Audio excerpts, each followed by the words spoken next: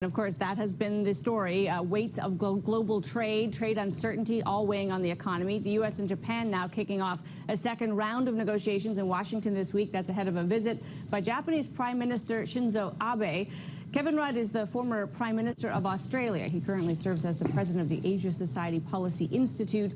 And of course, the U.S. backed out of that Trans-Pacific Partnership. How important is it to forge these important trade bilaterals as a step towards, of course, the whole region opening up for the U.S.?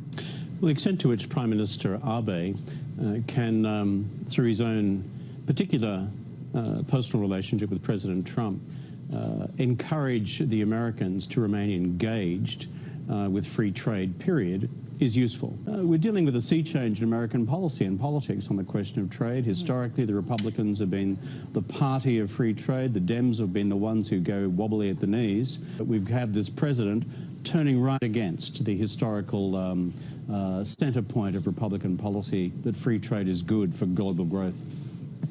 Now, Prime Minister Shinzo Abe speaking at the moment in Brussels, saying that there is a global need to fight trade protectionism, that Japan and the EU relationship is steadily deepening. Of course, he has been a voice for more globalization, less protectionism as well. The challenge is for supporters of free trade like the Japanese Prime Minister, who I think has done a great job domestically in getting support from the Japanese body politic behind the TPP, is to sustain the argument globally in partnership with the Europeans, in partnership with the Canadians, in partnership with countries such as my own.